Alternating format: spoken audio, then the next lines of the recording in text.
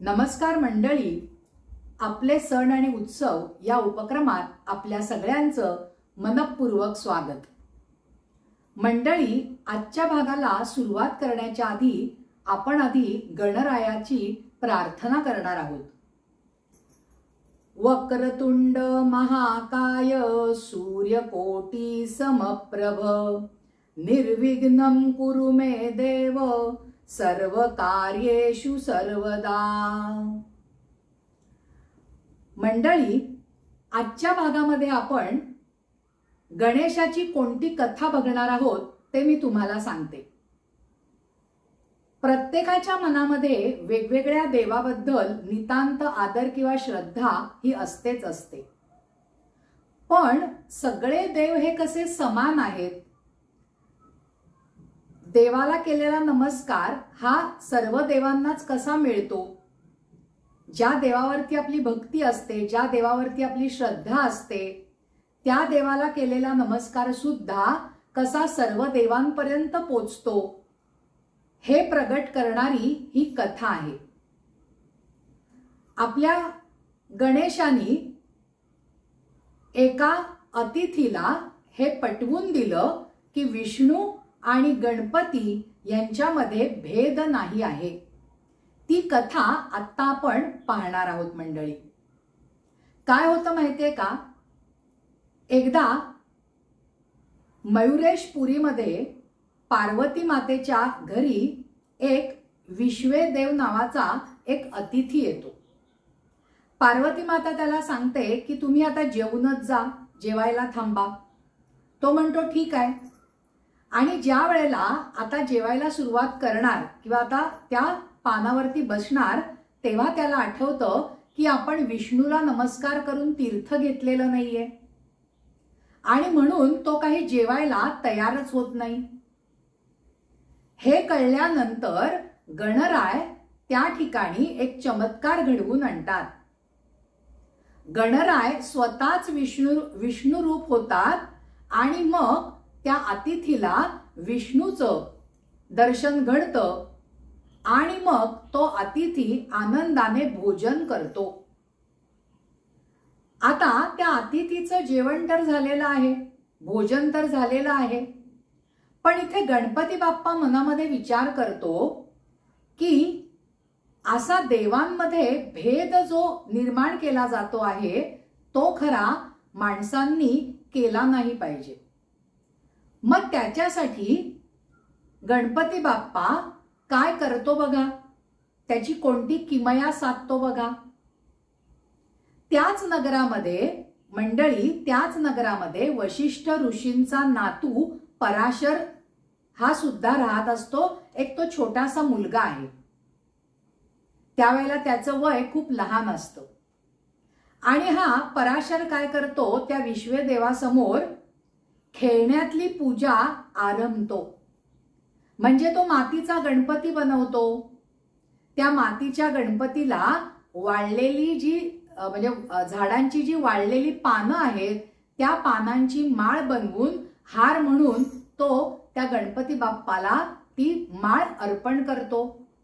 इतकंच नाही मंडळी, तर गणपती बाप्पाला शेंदूर म्हणून, चंदन म्हणून त्याच्या कपाळाला तो काय लावतो, तर चिखल बनवतो मातीचा, आणि तो चिखलच त्याच्या कपाळाला तो चंदन म्हणून लावतो।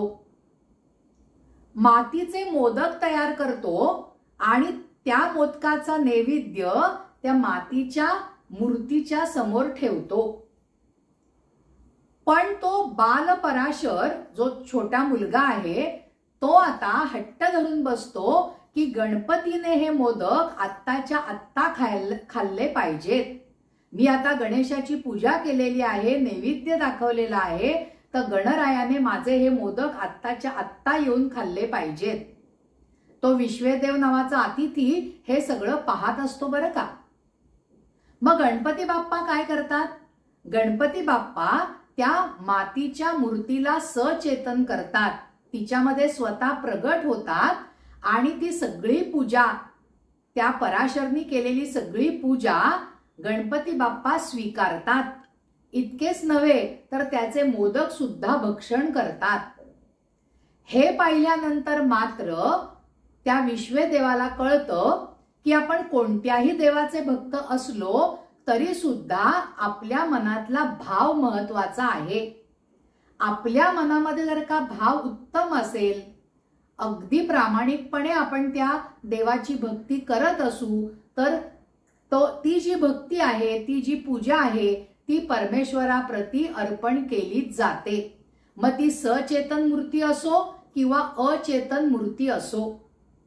म्हणजे या कथेमधनं आपल्याला असं शिकायचं आहे की गणपती बाप्पाने दाखवून दिलेले आहेत दोन गोष्टी. एक म्हणजे देवादेवांमध्ये भेद नाही.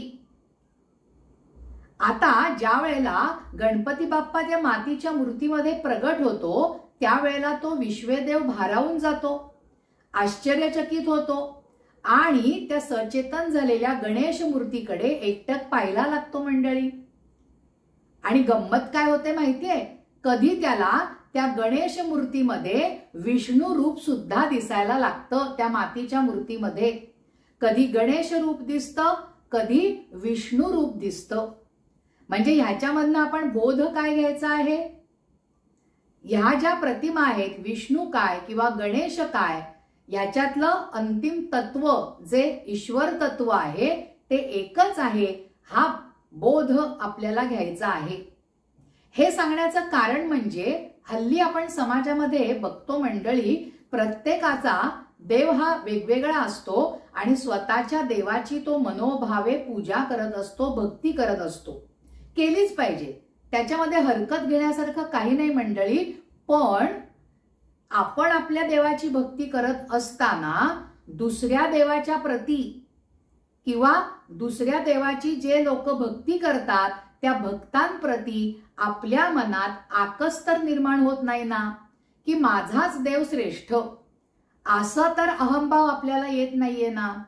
आणि दुसऱ्या भक्ताला किंवा दुसऱ्या देवाला आपण दुजेपणा तर देत नाहीये ना, ही गोष्ट लक्षात ठेवली पाहिजे.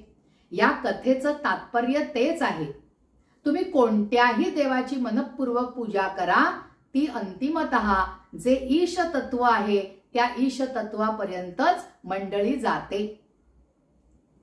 या ज्या सगळ्या आपण आतापर्यंत वेगवेगळ्या भागांमधनं गेले 10-11 दिवस आपण बघतोय मंडळी, वेगवेगळ्या कथा बघतो आहेत. त्या कथांमधनं आपल्याला घेण्यासारखा बोध हाच आहे की आपण आपल्या पुढे जी आपल्या दैवताची प्रतिमा आहे त्या प्रतिमेमधनं, त्या देवाकडनं आपण काय शिकणार आहोत, कोणता बोध घेणार आहोत.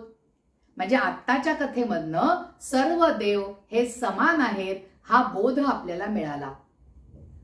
गेल्या 10-11 दिवसांमध्ये आपण असाच वेगवेगळ्या कथेचा भाग बघत आहोत आणि त्याच्यामधनं काही ना काहीतरी शिकण्याचा आपण प्रयत्न करत आहोत मंडळी. ही जी शिकवण आहे ना, ही शिकवण आपल्याला आपल्या जीवनासाठी फार मोठी उभारी देणारी ठरते. आपण गेले 10-11 दिवस आपल्या ह्या गणरायाचा उत्सव साजरा केला मंडळी.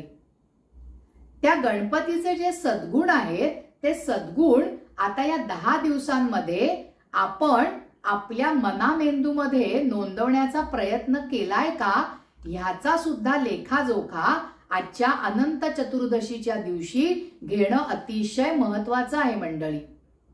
आपण भरपूर सारे वेगवेगळ्या प्रकारचे मोदक खाल्ले, वेगवेगळ्या घरी जाऊन आपण मनोभावे गणपती दर्शन सुद्धा घेतलं. वेगवेगळी लोक पाहुणे मंडळी आपल्या घरी येऊन सुद्धा गणरायाचं दर्शन घेऊन गेली, त्यांना प्रसाद दिला, त्यांना पक्वान्न दिलं, एकमेकांच्या भेटीगाठी झाल्या. अगदी छानपैकी आपण आपला पेहराव करून या आनंदामध्ये अगदी मशगूल होऊन गेलो होतो मंडळी. पण आता आजच्या अनंत चतुर्दशीच्या दिवशी मात्र प्रत्येकाचं मन हे जडावलेलं आहे मंडळी. कारण आज आपण आपल्या गणरायाला निरोप देणार आहोत, त्याचं विसर्जन करणार आहोत. आणि दुसऱ्या भागामध्ये मी जसं सांगितलं तसं उत्पत्ती, स्थिती आणि लय या तिन्ही अवस्था आपल्याला या 10 दिवसांमध्ये अनुभवायला मिळाल्या.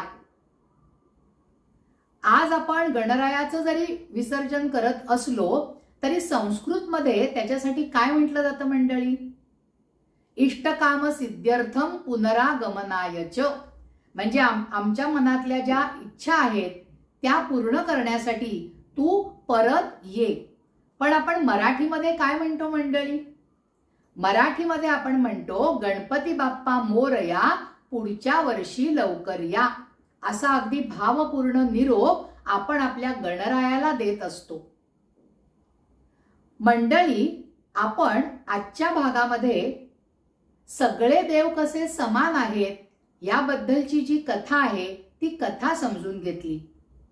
आणि या गणेशोत्सव हा जो आपण उपक्रम सुरू केला होता त्याच्यामधले हे सगळे 11 भाग आपण 11 दिवस ह्या आपल्या अश्विनी साठे नावाच्या चॅनलवरती प्रसारित केलेले आहेत बरं का. आपण सगळ्यांनी ते सगळे भाग निश्चित बघा. आणि आपलं हे अश्विनी साठे नावाचं जे यूट्यूब चॅनल आहे त्याला सबस्क्राईब केलं नसेल तर लगेचच सबस्क्राईब करा, म्हणजे येणाऱ्या प्रत्येक व्हिडिओचं नोटिफिकेशन तुम्हाला लगेचच मिळत जाईल.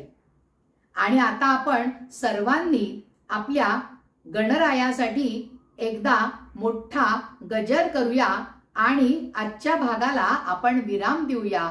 गजर करताना आपण सगळ्यांनी म्हणूया, गणपती बाप्पा मोरया, गणपती बाप्पा मोरया, पुढच्या वर्षी लवकर या, पुढच्या वर्षी लवकर या.